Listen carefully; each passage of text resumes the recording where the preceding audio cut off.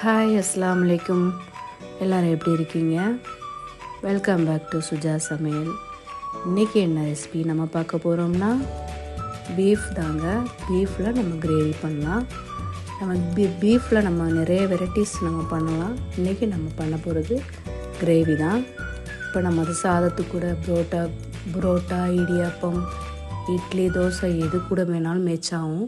நம்ம டேஸ்ட்டாக எம்மியாக செய்யலாம். அதுக்கு முன்னாடி இந்த வீடியோ உங்களுக்கு பிடிச்சிருந்தா சப்ஸ்கிரைப் பண்ணிவிட்டு பாருங்கள். ஃபஸ்ட் டைம் பார்க்குறவங்க நாங்கள் வீடியோக்குள்ளே போகலாம். இப்போ நான் 1 கிலோ பீஃப் எடுத்திருக்கேன். 2 தக்காளி, 2 பெரிய வெங்காயம், கருவேப்பிலை நறுக்கி வச்சுருக்கேன்.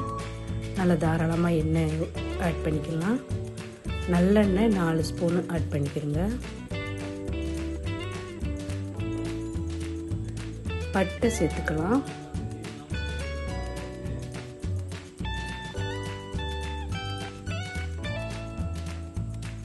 வரமிளகா ஒரு 4 இல்லை 5 நம்ம ஆட் பண்ணிக்கலாம். இப்போ நம்ம வெங்காயத்தை சேர்த்துக்கலாம்.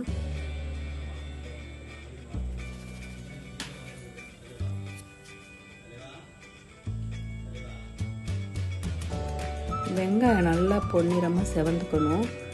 வெங்காயம் நல்லா செவந்தால் தான் எந்த குழம்பா இருந்தாலும் டேஸ்ட்டாக இருக்கும். இப்போ இஞ்சி பூண்டு பேஸ்ட்டு 3 டேபிள் ஸ்பூன் நம்ம சேர்த்துக்கலாம்.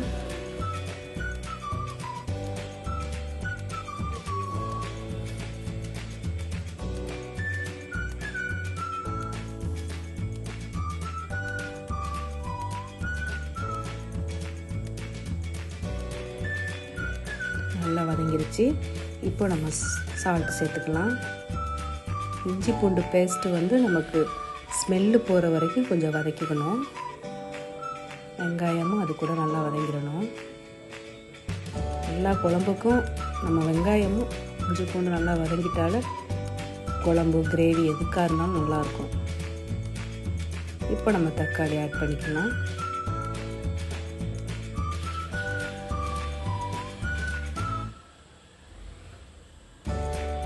மட்டன் கறியை விட பீஃப் ரொம்ப டேஸ்ட்டாக இருக்கும். இந்த மாதிரி ஒரு டைம் செஞ்சு பாருங்கள்.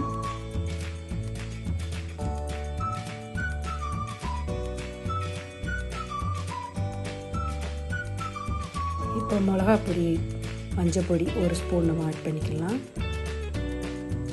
மிளகாய்த்தூள் ஒரு 3 to 4 உங்கள் காரத்துக்கு தக்கன நம்ம ஆட் பண்ணிக்கலாம். பீஃபை நல்லா அலசிக்கணும், ஏன்னா ஸ்மெல்லு வரும். மஞ்சத்தூள் போட்டு லெமன் இதை ஆட் பண்ணி நல்லா 8-9 முறை நல்லா அலசிக்கணும். தண்ணி விடும், நல்லா பிழிஞ்சிட்டு போடணும். இப்போ நம்ம எக்ஸ்ட்ரா தண்ணியே ஆட் பண்ணக்கூடாது. நல்லா வதங்க தண்ணியாக இதில் விடும். பார்த்தீங்களா?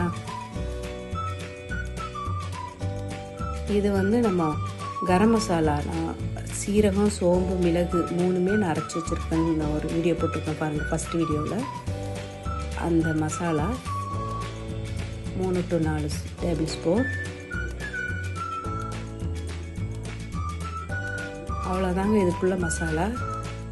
மிளகாத்தூள், மஞ்சத்தூள், தனியாத்தூள் சேர்க்கக்கூடாது, சீரகம், சோம்பு, மிளகு 3மே நான் அளவு நான் மெஷர்மெண்ட் எல்லாம் ஃபஸ்ட்டு வீடியோவில் போட்டிருக்கேன், பார்த்துக்குங்க. ஒரு 1/2 கிலோ அரைச்சி வச்சுக்கணும். நம்ம அப்பப்போ இந்த மாதிரி கிரேவி, கறி குழம்பு எல்லாத்துக்குமே இந்த குழம்பு தான் ஆட் பண்ணுவேன். இப்போ நம்ம ஒரு 1/2 டம்ளர் 100 ml தண்ணி ஆட் பண்ணிடுவோம். ஏன்னா ஆல்ரெடி அதில் தண்ணி இருக்குது. ஸோ ரொம்ப தண்ணி வேணாம், நம்ம கிரேவி தான் பண்ண போகிறோம். அதனால் நம்ம தண்ணி ரொம்ப சேர்க்க வேணாம். அவ்வளோதாங்க.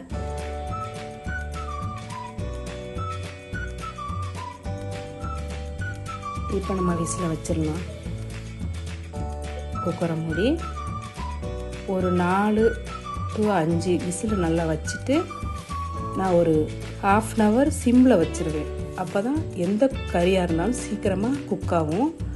விசில் மட்டுமே நம்ம விட்டோம்னா நமக்கு குழம்பு தான் வற்றும், கறி வேகாது. ஸோ நம்ம பாருங்கள், தண்ணி கம்மியாக வச்சுருக்கனால இப்போ கரெக்டான பதத்துக்கு இருக்குது பாருங்கள். இப்போ இந்த ஸ்டேஜில் நான் ஆஃப் பண்ணிட்டேன்னா கொஞ்சம் லேட்டாக அது எருவும், தண்ணியெல்லாம் வற்றி கிரேவி ஆயிரும். இப்போ நம்ம இதை சாதத்து கூட சாப்பிட்லாம். நைட்டு பரோட்டாவுக்கு அட்டகாசமாக இருக்குங்க. இப்போ பாருங்கள் குழம்ப கிரேவியே எவ்வளோ திக்காயிருச்சு பார்த்தீங்களா. திரும்பலாம் நான் அடுப்பில் வைக்கல, இப்படி ஆஃப் பண்ணது தான். அவ்வளோதான், சூப்பரான பீஃப் கிரேவி ரெடி ஆயிடுச்சு. இந்த வீடியோ உங்களுக்கு பிடிச்சிருக்குன்னு நம்புகிறேன்.